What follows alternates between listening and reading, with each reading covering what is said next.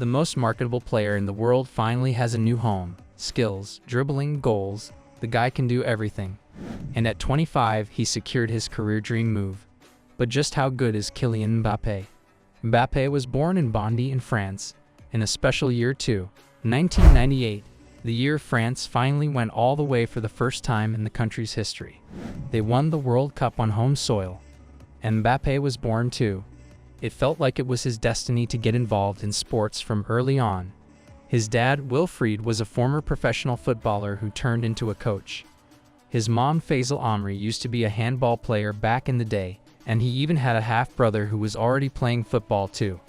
Mbappé's journey to the game began in Bondy, where he received coaching lessons from his dad, and he quickly became so good that he fulfilled the ultimate mark of turning pro in France. The Clairfontaine Academy. The academy was reserved for only the best in the country. Any kid who got in was almost bound to go pro, just like Thierry Henry and Nicolas Anelka back in the day. After he was done with Clairfontaine, Mbappé came into a market of clubs waiting to sign him. And the first one of the lot were these guys. Real Madrid.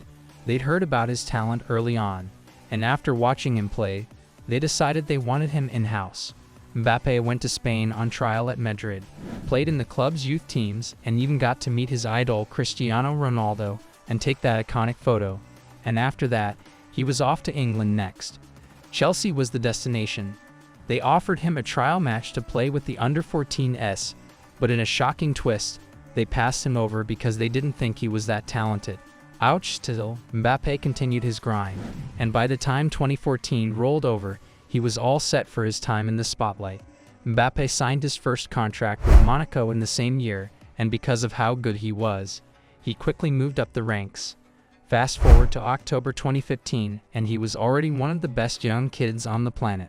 By making his debut here against Monaco, Mbappé became the youngest player to feature for Monaco at 16 years and 347 days, breaking a French legend's record from 1994 to Thierry Henry. Mbappé wasn't just about the hype that season, and by the time February rolled around, he was off. The kid had become so good that Monaco already knew he would be a superstar someday, so they gave him a contract renewal in March.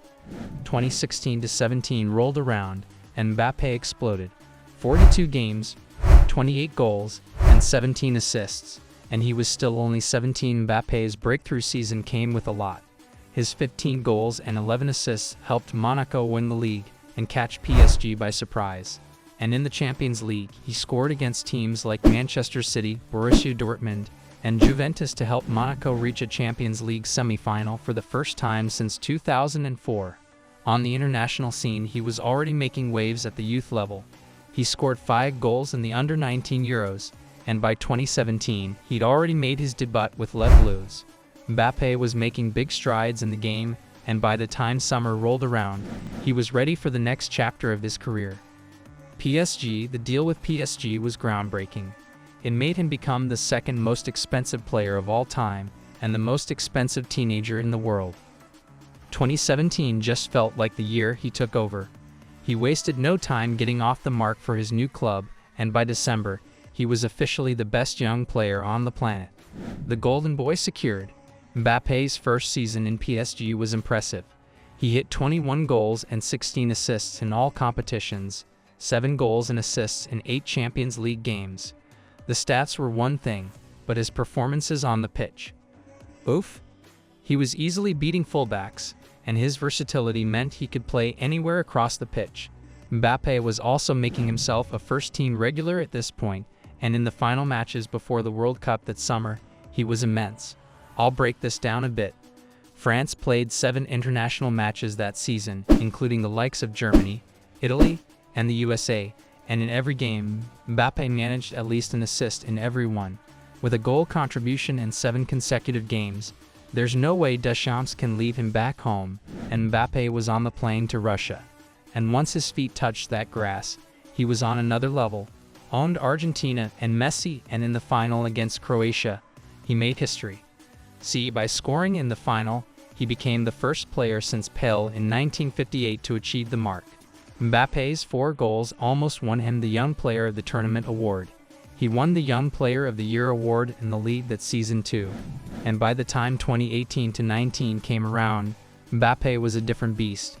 The world knew he could score goals, but that season he took it to another level. His partner in attack Neymar was always almost injured, and he took the opportunity to step up and deliver. He won the Golden Boot that season in Liga 1 with a career-high 33 goals, was voted as the player of the season, won the league too, and impressed all around with his game and general performance. On a collective level though, Mbappé and PSG had plans of one day winning the Champions League, and in 2019-20 they got the perfect chance. Mbappé was on a roll in the competition. With 5 goals and 6 assists, PSG was in a Champions League final for the first time in the club's history. But sadly, they lost out 1-0 to Bayern Munich. And that might just have been the turning point because Mbappé continued to improve. But deep down, he knew his time at the club was no longer a guarantee. By the time 2020-21 ended, Mbappé was already considering his future. He'd score over 100 goals for the club, had won the league 3 times, and won as many Golden Boot awards. The guy had balled out. He had nothing more to prove from a personal standpoint, and with 1 year left on his contract, it looked like it was time to finally make the move that would take his career to another level. Real Madrid, and they were ready for him. The move just seemed to make sense both ways, and Mbappé was rapidly transforming into one of the best players in the world. Madrid wanted a fixed post. Ronaldo Hazard wasn't working out, and Mbappé could go a team that knew how to win big in the one competition that was missing from his collection. They had 2 bids sent in for him, $150 million and $180 million, but PSG rejected both, and when Real Madrid sent in a final bid of $200 million, it should have sealed the deal. He had just 1 year left and was at risk of leaving for free, but yet the club rejected it, and by January, Mbappé dropped a huge announcement. He was staying at PSG. Mbappé's level just showed how good he was now. The club was willing to do everything to keep him. The 3-year contract was just the tip of the iceberg. Underneath, Mbappé was so much more. As part of the deal of his new term with the club, Mbappé was going to get an executive role at the club, meaning he'd have a say in the players he left the team should add, or the ones he wanted them to release. Add this to a wage deal of more than $1 million a week and a $250 million signing-on fee for the duration of his contract, and he'd secure the bag of a lifetime. The Mbappé contract renewal was more than just signing paperwork. Even the president of France got involved in trying to make him stay, and in the end, Mbappé agreed. With this contract out of the way now, Mbappé's new mission was to take PSG to the top of European football. In the round of 16, they got drawn against Real Madrid, and he won the game with seconds left. In the second leg, it was a repeat of the same thing on a personal level. He balled out, scored once, and had 2 goals disallowed for offside. But in the end, Karim Benzema's hat trick knocked PSG out. Disappointing for Mbappé, he'd expected so much, especially after PSG had added Lionel Messi to the team. That season, it was the same domestic success, another league title, a Golden Boot award, and the Player of the Season award too. At the end of the year, Mbappé switched his focus to France. They were set to defend their trophy in Qatar, and his 4 goals in the competition helped them to a final against Argentina in the most epic final in World Cup history. 2-0 down, with less than 15 minutes to play, scored a penalty 4 minutes back, and slammed home this colossal. Mbappé was on fire. He scored another penalty in extra time to complete the hat trick and take the game to penalties after a 3-3 draw. But unfortunately, his teammates couldn't match his energy, and France lost the shootout on pens. Still, Mbappé had made a case for himself. With back-to-back World Cup final goals at 23 and won the World Cup Golden Boot too, he'd now proven that he was made for the big stages. Back to club football now, and 2022-23 was a repeat of the same thing.